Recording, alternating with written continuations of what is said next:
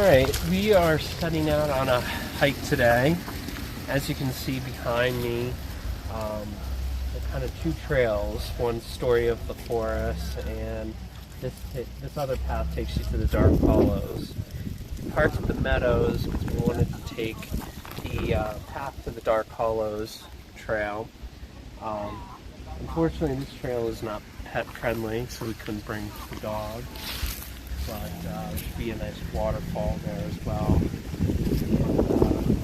We'll be able to go into the forest where it's less windy. Okay, so let's start on our adventure.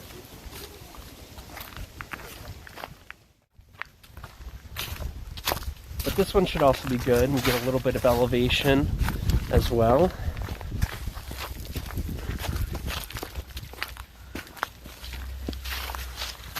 I think you said, what, 900 feet of elevation? Something like that. So, a little shy of 1,000 elevation for Dark Hollows, which isn't too bad.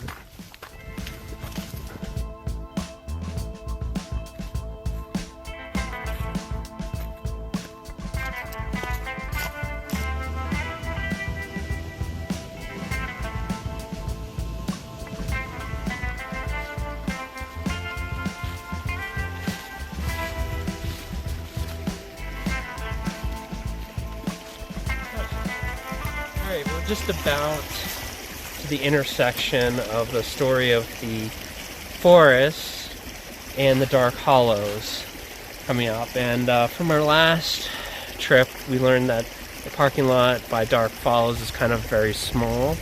So this time we parked at the Meadows, which I think is a little bit better.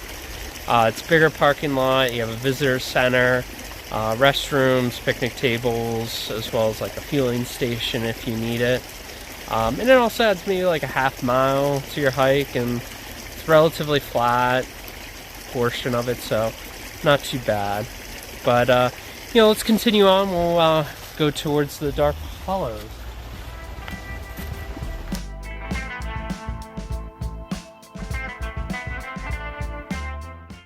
Alright, so we just crossed from the Story of the Forest to the Dark Hollows trail. Across the road, the parking lot was pretty packed, so it was definitely a good call to park at the Meadows compared to trying to park here. I mean, the parking lot just looked packed. So behind me you have a little bit of the stream, so I'm excited to see the falls, and hopefully there's a lot of water to see with it. So check back later and when we're there.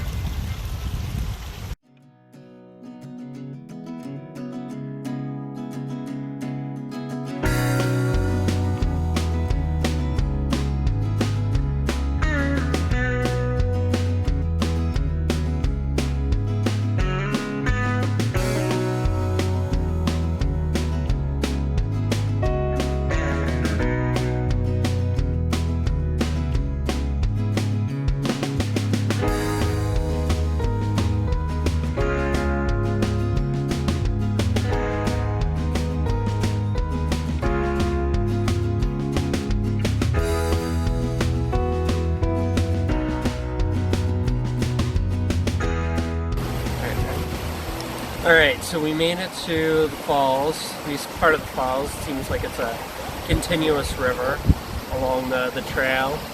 The trail itself can be a little steep, a little bit overwhelming. It was a little bit muddy as well, maybe because of all the people walking on the path, as well as it might have rained. So if you're a type of person that's not a fan of doing steps or is afraid of the water, with the rocks and trying to go upwards, may not be a hike. But you can see it's a very popular hike. A lot of people here. It's pretty scenic. I don't think it's as big as the Rose River Falls that we did earlier in the year, but it's a nice path, and I do appreciate that they have a little bit of like kind of a stone siding to the path. Sometimes that was a little bit easier to walk on than the path itself due to it being muddy. But it's a nice short hike. You want something that's simple and easy, a little bit of scenery. I mean, this is a good one to choose.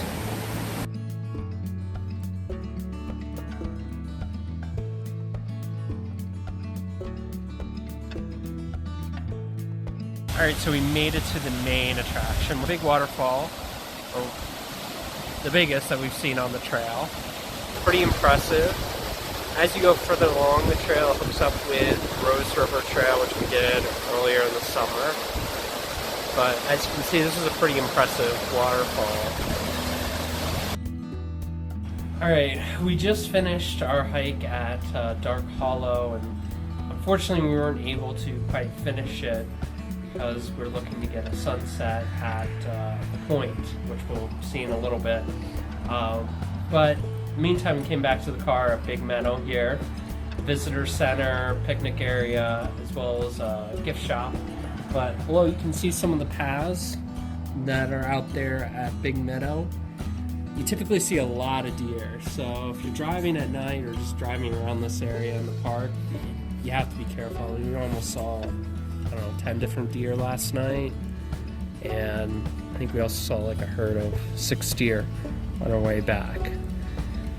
So it's kind of a unique feature. See like a huge meadow like this on top of kind of a mountain. Usually you see more forests, at least from what I've seen in the past. So I mean, this is kind of a cool feature in the park, and almost like I would say exactly like the halfway point between the north and south of the park. So it's a good resting area as well. So we'll continue on, we'll go see the sunset.